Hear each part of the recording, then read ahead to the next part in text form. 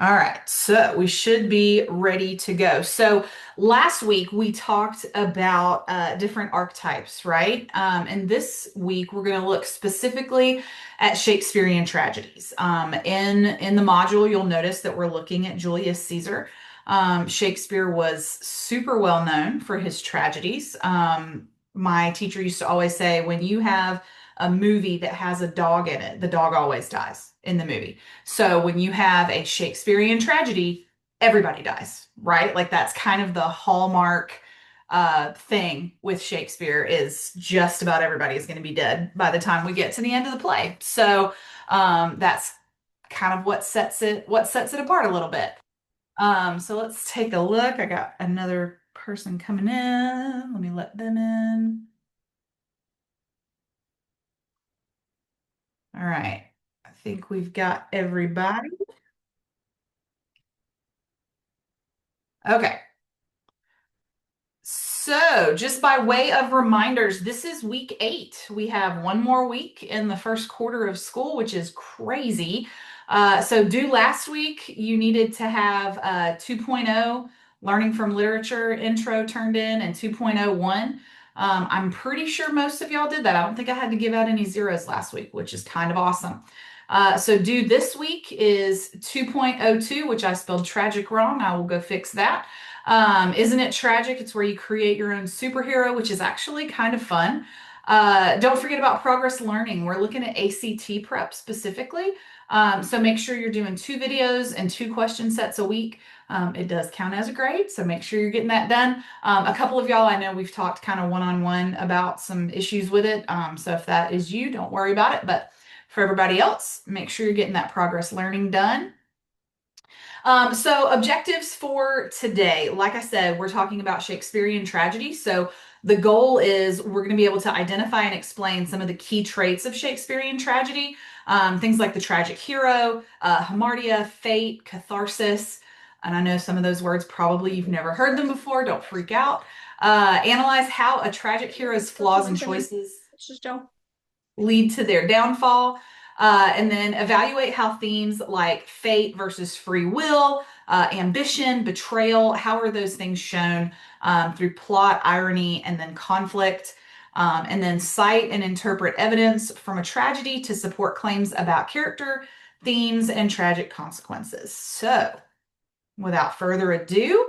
So when we look at literature, it's kind of supposed to be a mirror, right? Not necessarily a window where we're looking out, but a mirror where we can see like our truths, even in our kind of deepest, darkest sort of moments. A lot of times we don't have a happy ending. A lot of stories, they do, right? We've got the Disney endings where, everybody lives happily ever after.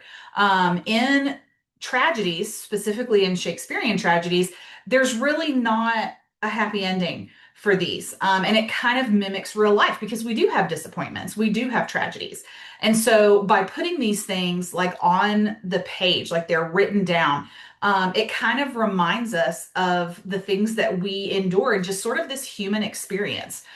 So even if these experiences are not identical to the protagonists, we can kind of learn and grow from their mistakes. I tell my kids all the time, even the ones who are grown, that a smart man learns from his mistakes. A wise man learns from the mistakes of others. And so, as we're looking at this literature and we see kind of these mistakes and these bad judgment calls that some of these characters make, hopefully there's a life lesson in there for us. So when we look at Shakespearean tragedy, we give Shakespeare a whole lot of credit.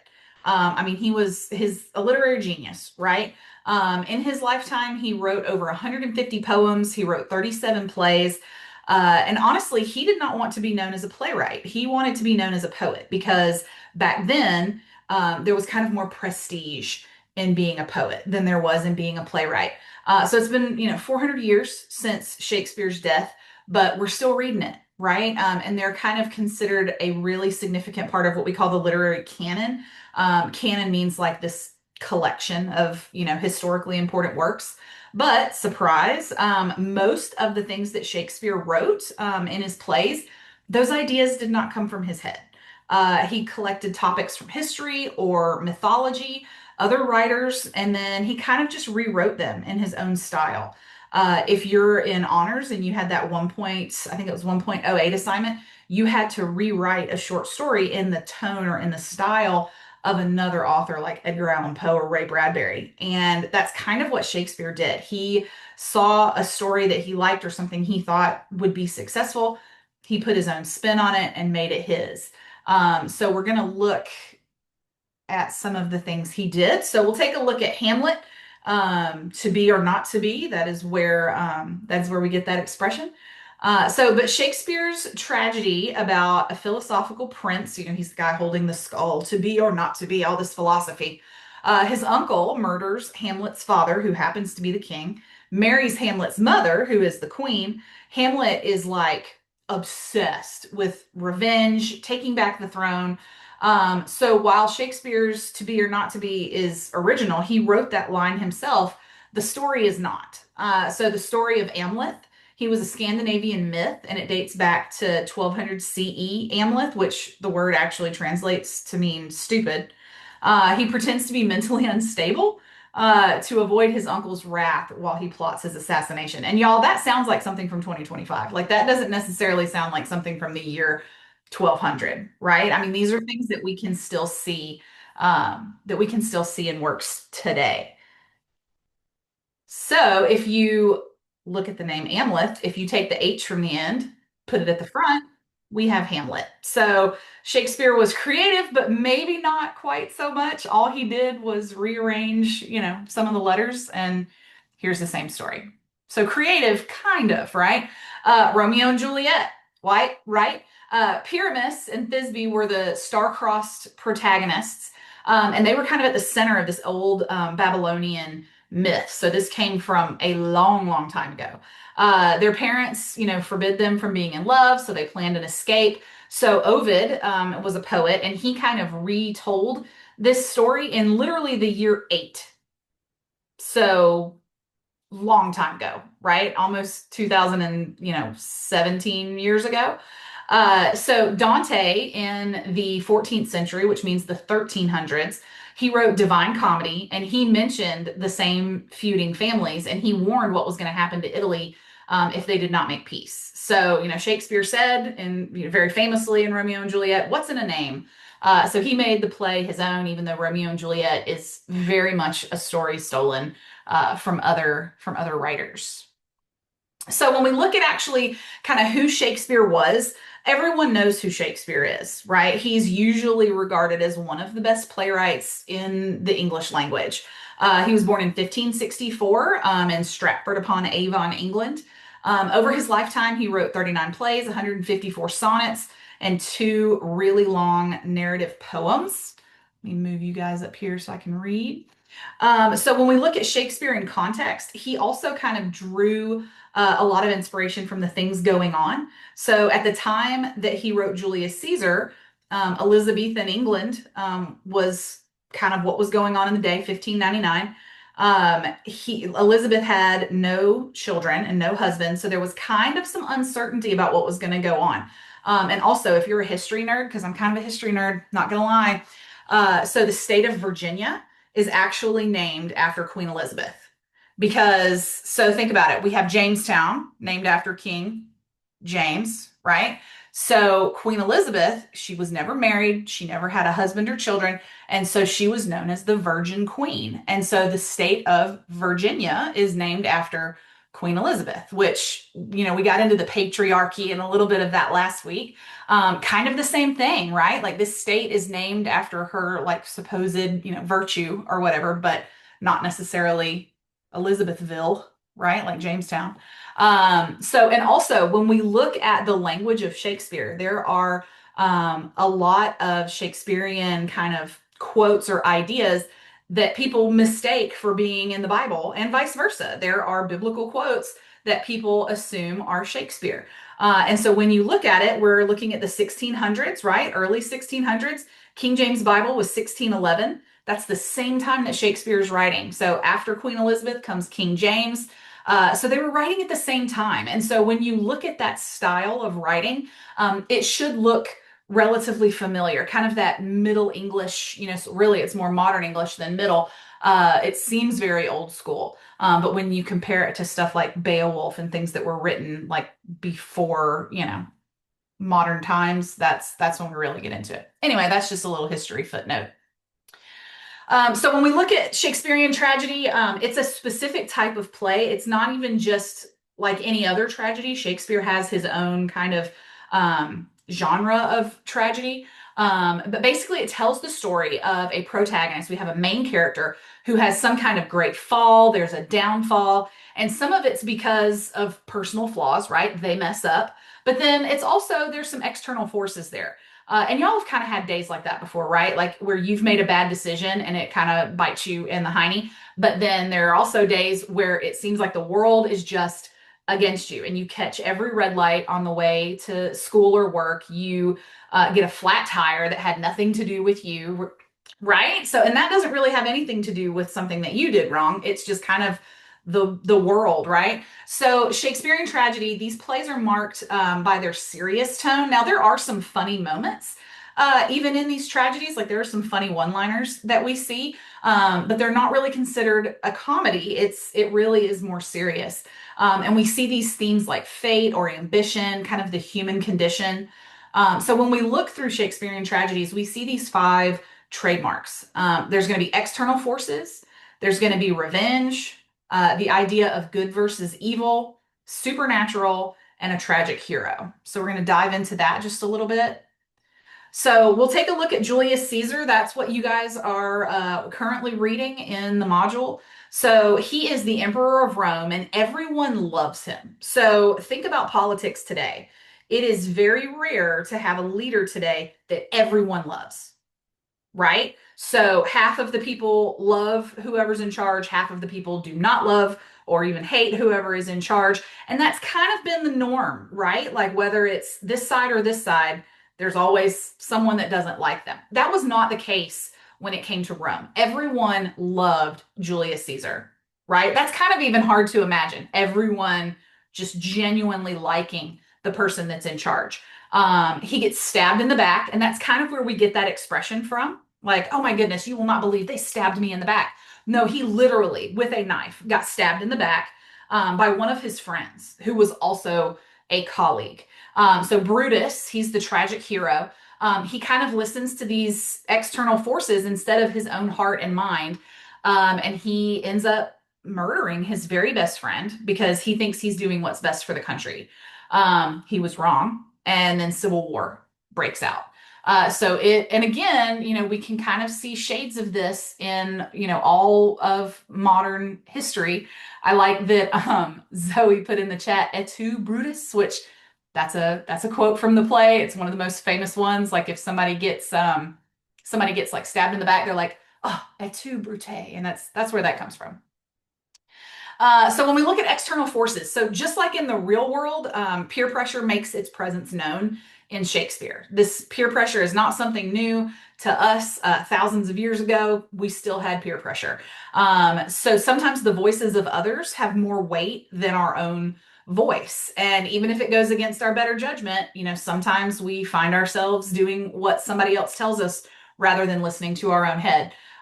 Usually, when we go against our better judgment, there are some tragic consequences to that. So, as an example from Caesar, Brutus, who's the protagonist and tragic hero, he allows this guy named Cassius to infect his mind with all of this kind of evil intent towards Caesar. This kind of creates the conflict that's at the very core of the play. And it kind of makes you wonder, like, when external forces are to blame, whose fault does it become? Right? We see that a lot in the news even now when someone makes a really bad decision or someone does something wrong and they're like, well, was it the media? Did the media convince him to do this? Or were they radicalized by this group? Or were they this? Or were they that? And so when we look at external forces, does that change where the blame lies? Like, was it still Brutus's fault? Or should we go after Cassius?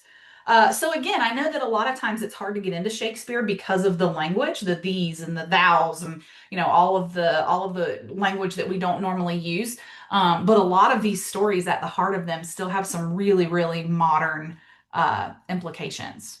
So another trademark is the idea of revenge, which I don't know, y'all. I love a good revenge story. I don't know what that says about me as a person, but I find it highly entertaining. Very few writers are able to do revenge the way that Shakespeare does.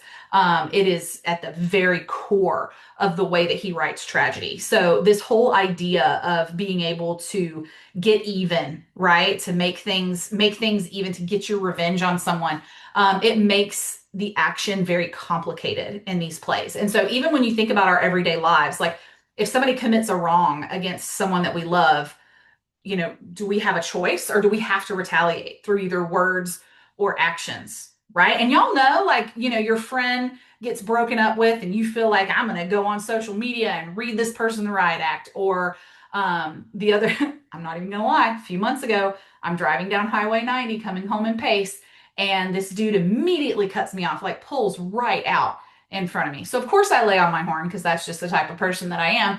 And I mean, within a second, I guess there was a cop that was like behind me, but in the other lane that I didn't see. The cop immediately pulls up and turns his lights on. That's the only time. I've been driving since I was 16 years old. I've never had this happen.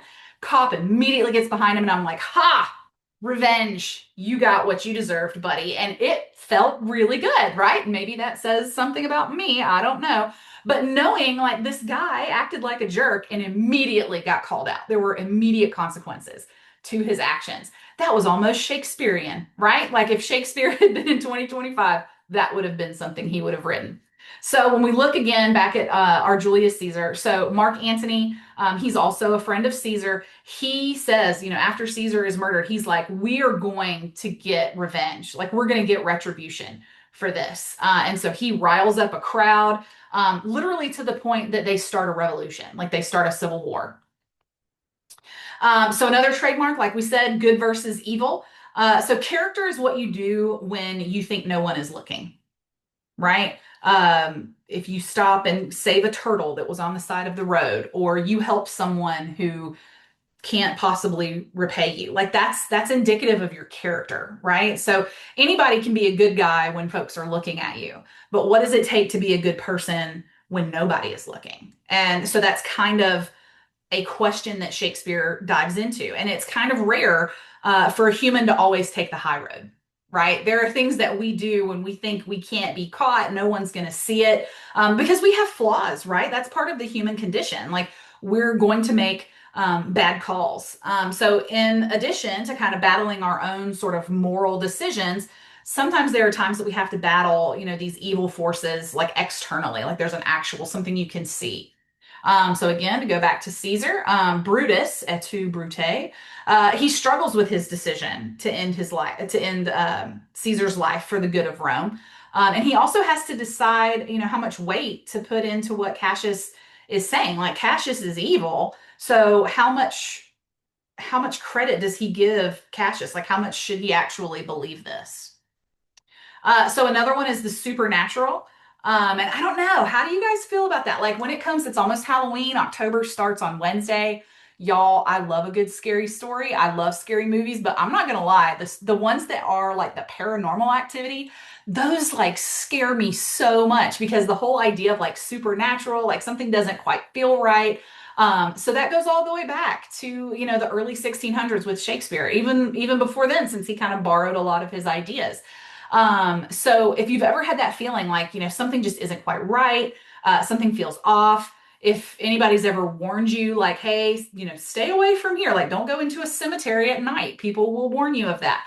So Shakespeare and really kind of all genres, they make really good use of messages like prophecies or bad weather, like it'll send a signal. And y'all know I have a theater class as well, and we talked about how in like films or stage productions, how do they create a mood? And Shakespeare kind of does this, right? So if something bad is about to happen, it's not a sunny day, right? It's always like a dark and stormy night. There's lightning, it's dark, there's no like sunshine, so there's these creepy shadows. And so it's kind of a signal to the reader. It kind of sets you up to see that something is amiss. So Shakespeare and Caesar, he gives a ton of signs. There's this person that they call a soothsayer, which literally translates to meaning like a speaker of the truth. There are strange things that take place, like with the weather and just on the streets of Rome. Brutus and Caesar both kind of have their fair share of warnings that things are going to go bad. But of course, these are ignored.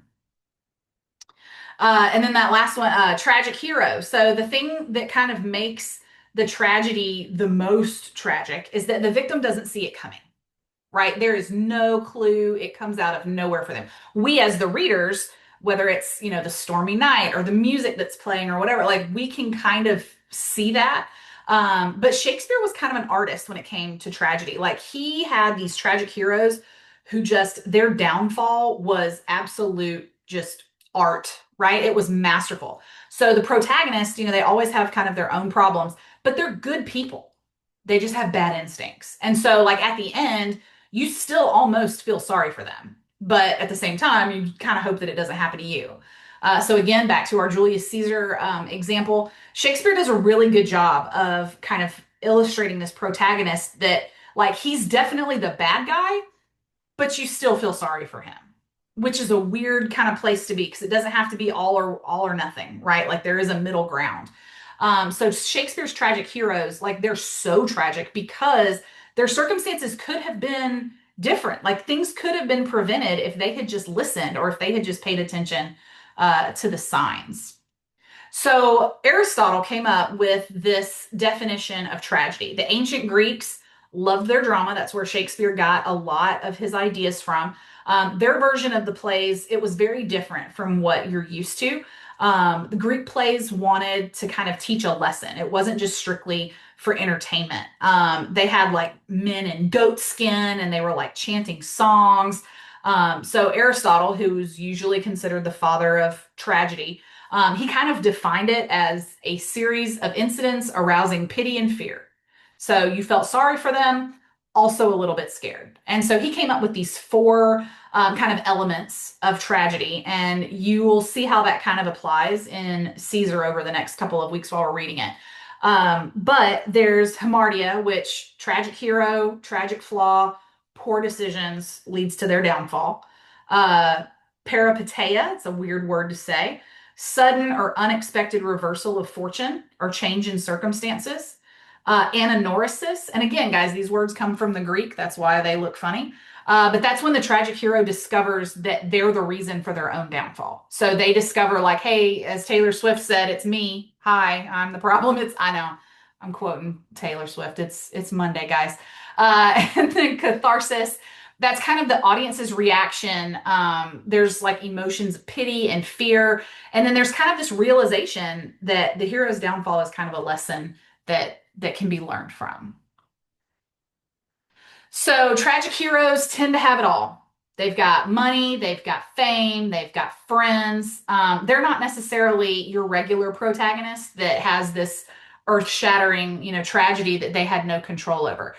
Tragic heroes cause their own problems. Like they bring about their own tragic ends because they don't see that they have a tragic flaw. As the reader, you guys can see the weakness like from the beginning of their tragic journey. The hero can't. And so sometimes this comes from things like pride, and they use a fancy word called hubris. Aristotle coined that term, but that's kind of the tragic flaw for most tragic heroes. They feel like they're too good or too powerful or too smart. Nothing bad can happen to them. So, as an example, you guys have all heard the tortoise and the hare, right? And they're in a race, and the rabbit, his hubris, he's like, I'm too fast for this. This turtle's never going to catch me. Lays down, takes a nap, the tortoise wins. So his own pride, his own, hubris causes him to lose this race.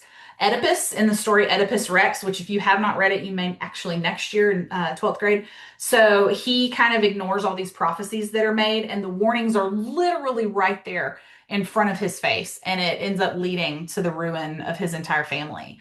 Another flaw that we see a lot is ambition, right? And ambition is kind of like this just thirst for power. And ambition's not always a bad thing, right? You guys want to go to college or you want to go to trade school. You have, these ideas of what you're going to do as a grown-up. We're not talking about that. We're talking about the kind of ambition that would lead you to do something very corrupt to get what you want.